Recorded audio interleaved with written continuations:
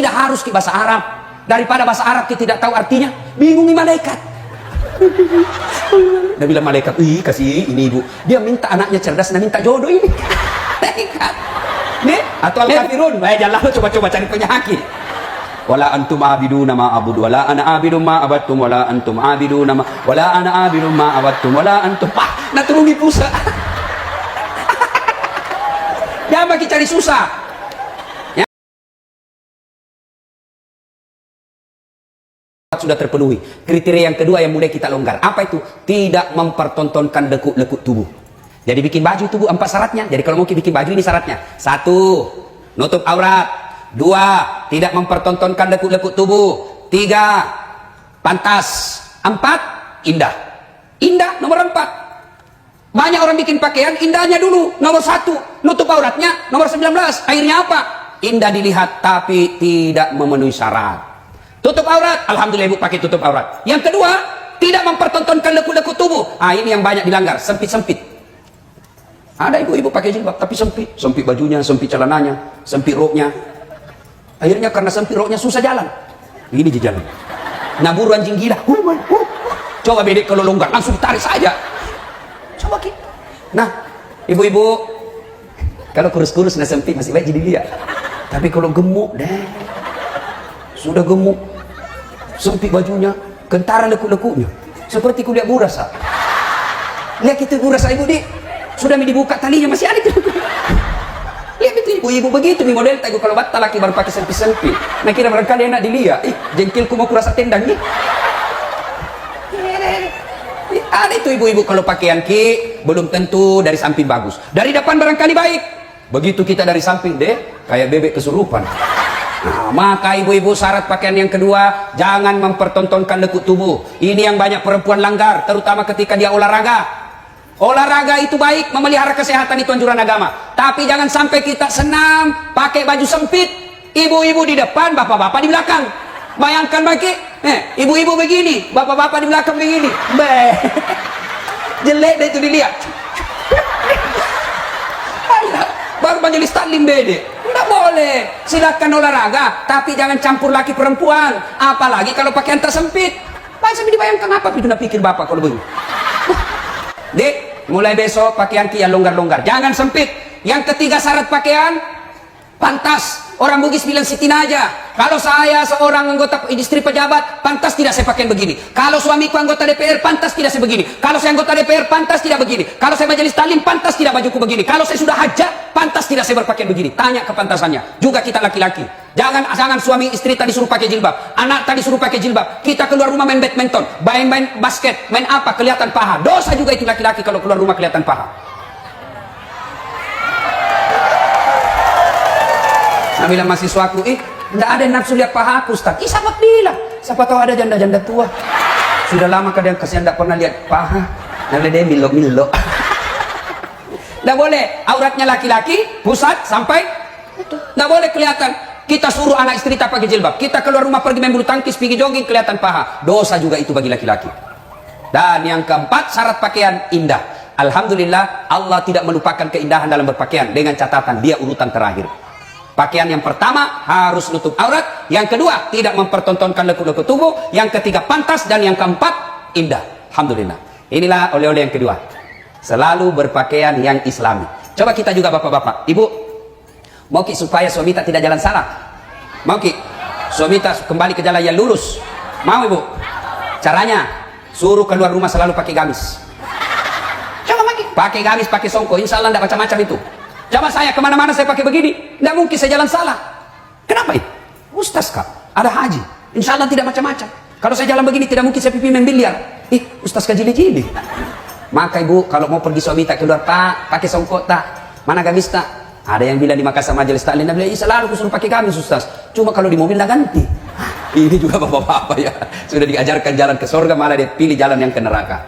Yang kedua, oleh-oleh kita selalu berpakaian yang islami. Yang ketiga sekarang, oleh-oleh kita setiap saat mau keluar rumah doa dan tawakal. Bagaimana itu doa dan tawakal Ustaz? Duduk coba bayangkan dulu. Ada di wuduknya, dia tutup auratnya. Sebelum keluar rumah dia duduk dulu di kursi, lalu berdoa kepada Allah. Doanya Bismillahirrahmanirrahim.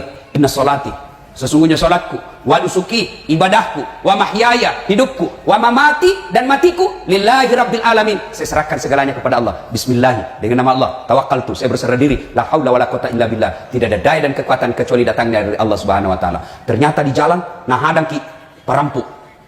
Pak Jamret, nah tarik, kita punya tas, kita tarik juga, aku tarik, nah tinjuki, tunduki, begitu dia tunduk, dituju juga. Kenapa nak jatuh? Aku pelan-pelan sih. Ternyata usut punya usut, bisulnya nak kena.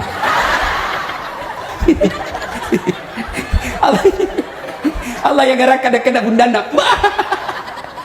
Coba kita hafal gini doa. Hafal? Kalau tidak hafal berarti tidak pernah sembahyang. Kayak itu ada doa kita tuh.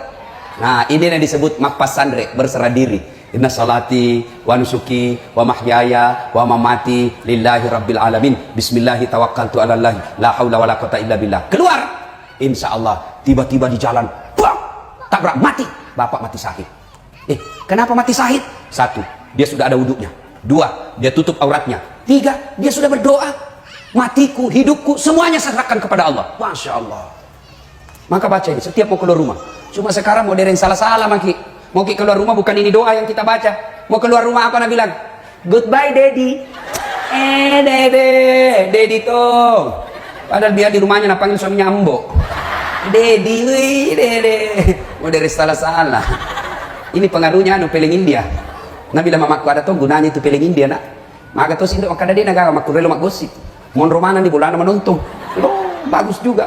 Nah, cuma yang jadi masalah ada ibu-ibu nonton film India, nah bayangkan suaminya Sahrul Khan. Tinggi sekali cita-cita. Yang keempat, kita ulang dulu nanti kita lupa lagi. Apa yang pertama? Wudu. Yang kedua? Berpakaian Islami. Yang ketiga? Doa dan tawakal. Yang keempat, tiada hari tanpa sholat duha. Coba kita amalkan ini, Bu. Ibu-ibu, siapa punya dunia? Siapa? Allah. Bupati paling berkuasa di Luhut Timur, itu pun 5 tahun. Kalau terpilih lagi 10 tahun, paling lama itu. Tapi siapa yang punya dunia ini? Allah. Artinya, kalau mau punya dunia dengan baik, dekati yang punya dunia. Siapa yang punya dunia? Allah. Gimana caranya supaya nak kasih ke dunia? Ada fasilitas namanya sholat duha. Mulai besok. Kapan caranya? Kapan waktunya Ustaz?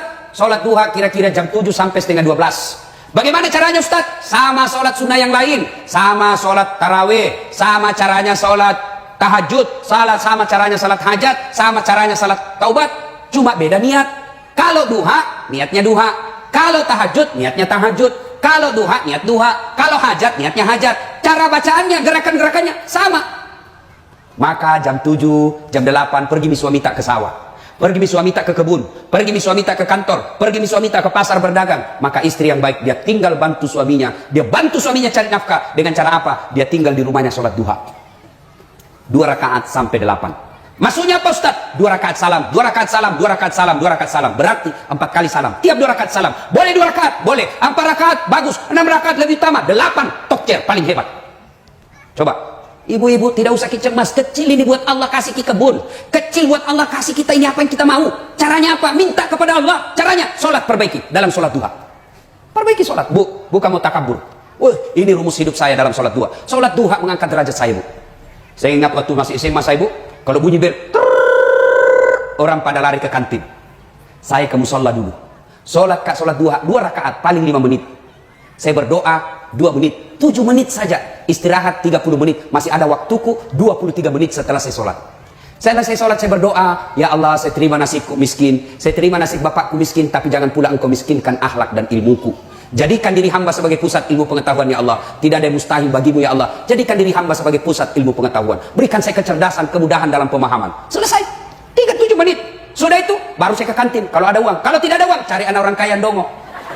Ada PR dasar? Ada. Mau saya kerjakan? Iya, susahnya gampang. Tapi berikan jalan kote nah. Salat duha.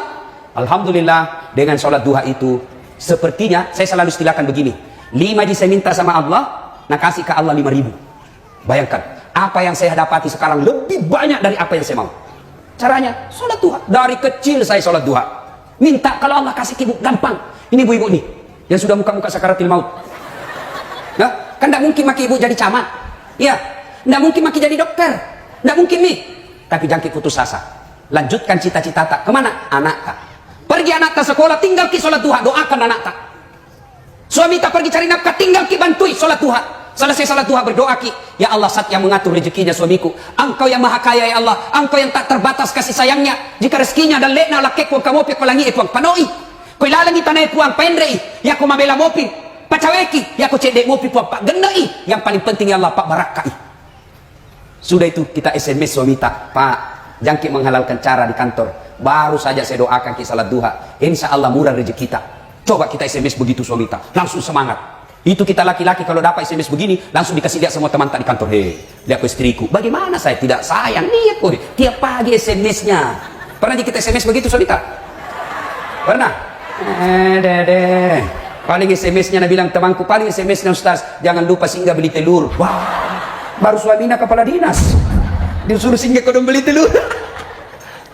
SMS suami tak dengan semangat seperti sholat duha kibu. Anak tak pergi belajar, kita bantu di belakang. Ya Allah, angkat derajatku melalui anakku ya Allah. Kalau tidak tahu ki bahasa Indonesia, jangan ki bahasa Indonesia, bahasa Bugis. Boleh ki juga berdoa begini, puang, kamasei kasih anakku paruntu ya agak nasapa puang, pacedece ini tuona supaya ia makasih tuoku. Boleh ki berdoa begitu. Tidak harus ki bahasa Arab. Daripada bahasa Arab ki tidak tahu artinya, bingungi malaikat. Dia bilang malaikat, ih kasih ini ibu. Dia minta anaknya cerdas, dan minta jodoh ini. Malaikat. Nih bu, doa ki. Ini para caleg, ada caleg di sini? Banyak? Banyak? Seterina Pak Wakil Bupati, ku dengar caleg juga. Ya sudahlah, sambil kita bersosialisasi, kita berdoa dalam sholat duha. Tiada hari tanpa sholat duha. Tiap hari kita sholat duha. Bagaimana caranya Ustaz? Sama kalau kita taraweh, bacaannya sama. Apa beda? Niat. Kalau taraweh, taraweh niatnya. Kalau duha, duha niatnya. Sholli sunnatal duha, rakaataini lillahi ta'ala, Allahu Akbar. Saya niat sholat sunnah duha, 2 rakaat sunnah hukumnya bagi saya lillahi ta'ala, Allahu Akbar. Sudah itu Allahu Akbar. Baca doa iftitah, baca Al-Fatihah, baca surah Wadduha kalau hafal. Kalau tidak hafal, boleh surah apa saja. Qul huwallah boleh. Rakaat kedua qul huwallah lagi. Rakaat ketiga qul huwallah lagi. Rakaat keempat qul huwallah lagi. Sampai malaikat bosan dengar ki. Boleh. Yang penting jangan ki baca yang kita tidak hafal. Seperti Wattini, jangan biasa waktu sambung walasri. Ya, sudah. Rakaat ke-1 turun, naik lagi. Fatihah, baca surah pendek. Tadi Wadduha kalau hafal. Asy-Syamsu was-Syamsi. Rakaat kedua tidak hafal, qul huwallah lagi. Bahkan boleh tidak pakai surah pendek, boleh. Waladhdallin, amin. Sudah, ruku. Minimal 1 ayat, minimal 1 ayat. Waladhdallin, amin. Bismillahirrahmanirrahim. Alif lam mim. Allahu Akbar. Boleh. Jelas ya? Jelas? Coba amalkan ini sholat duha. Masya Allah. Sholat duha Allah berikan fasilitas untuk kejayaan dunia. Ya? Nampak oleh-oleh tato? Sholat duha. Sudah? Fil alamina innaka hamidum majid. Assalamualaikum warahmatullahi. Assalamualaikum warahmatullahi. Sudah? Lanjut lagi 2 sampai 8. Sudah? Enak perasaan. Masya Allah ibu. Ini contoh hebatnya itu sholat duha. Waktu saya ujian terakhir doktor luar negeri, itu orang ujian umumnya 3 jam paling cepat nih. Saya ku telepon mamaku, mak telo doang anak karena mamaku tidak tahu bahasa Indonesia. Mak pemula tate asera letut tate 10 sidik lampe na tuh akan dibaca pokok nama sampajak bawa ki mak duha purero masalawat kina tuh dan nih kocapu ilo doang tak tuh dan nih salawat ki salat duha 8 rakaat. Apa yang terjadi Bapak Ibu sekalian? Orang umumnya 3 jam, saya 45 menit selesai. Bahkan satu penguji saya keluar air matanya ketika saya jelaskan itu, terharu. Ini sholat duha, tidak ada mustahil. Jangan makin cemas soal anak-anak kita makannya apa. Allah yang punya dunia, kasih baik sojak sholatnya. Ajar sholat duha dari kecil. Ya, ibu-ibu perbaiki sholat. Ya, tidak usah kita pergi cari-cari dukun. Ini tiba-tiba bisnisnya bermasalah, tetangganya nasalahkan.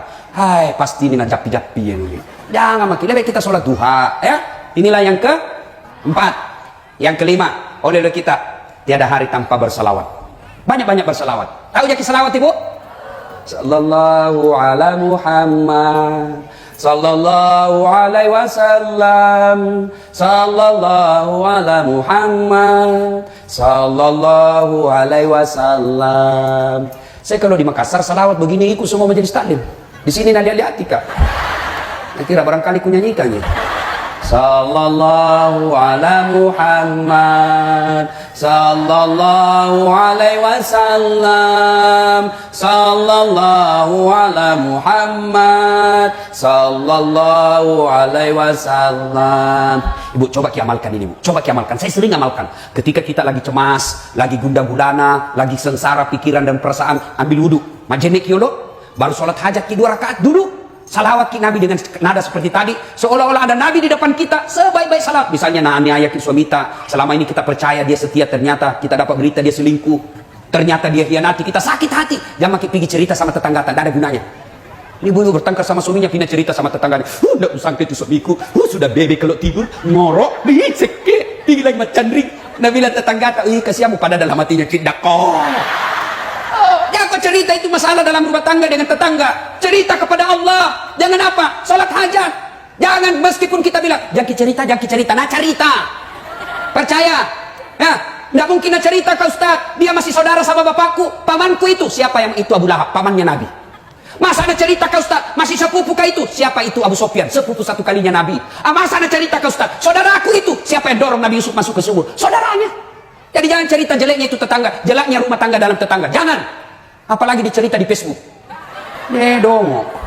Bertengkar suaminya, update status, teganian kau. 2 hari tidak ketemu, kesepian banget. Langsung naseledin temannya, boleh juga tuh diganti.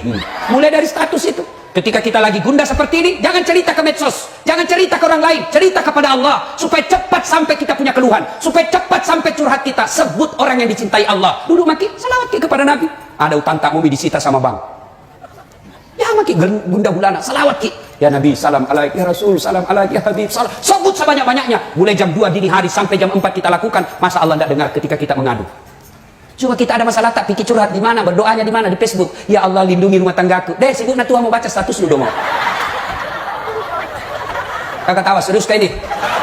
Bicara main nak ketawa iki. Ya, ayo. Salawat ki.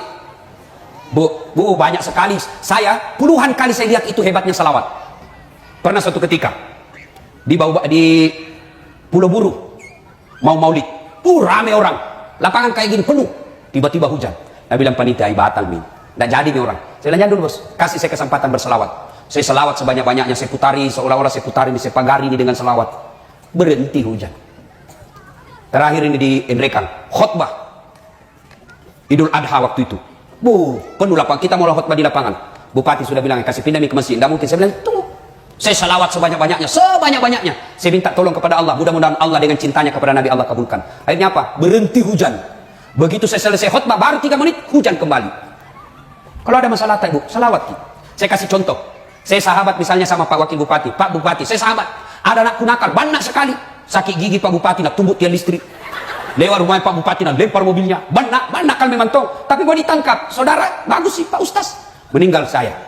Tiba-tiba datang anakku minta tolong, Pak Wakil bantu kak kasihan, mau kak membayar lah ada bapakku. Nah bilang Pak Wakil, demi anak-anak dia gapal di Sutaruna. Dia apa aja nasi sakit, orang ngajarak ni. Kok nak tupat silaka-lakai. Tiba-tiba datang ibu dokter, dia bilang, jangan kau lihat itu anak, ingat kau itu Ustaz. Apapun caranya nak batalkan kalau kau undangi. Baiknya itu Ustaz, jangan kau lihat itu anak, bapaknya kau ingat. Akhirnya apa? Pak Wakil kabulkan permintaannya. Gara-gara apa? Bukan karena ini anak, tapi karena ingat bapaknya. Kalau Allah lihat dosa-dosa tak, nipu suami, nipu mertua, kasar sama orang, banyak bohongnya. Nabi bilang Tuhan, bagaimana aku kabulkan doamu? Kau Pak Baleang. Tapi karena kita sebut kekasih Allah, ya Nabi salam alaik, ya Rasul salam alaik, ya Habib salam alaik. Akhirnya Allah kabulkan doa tak, bukan karena kita, tapi karena cintanya Allah kepada Nabi. Nah ibu bapak saudara-saudara sekalian, inilah tausiah kita pada taklim kita kali ini. Mudah-mudahan ada manfaat.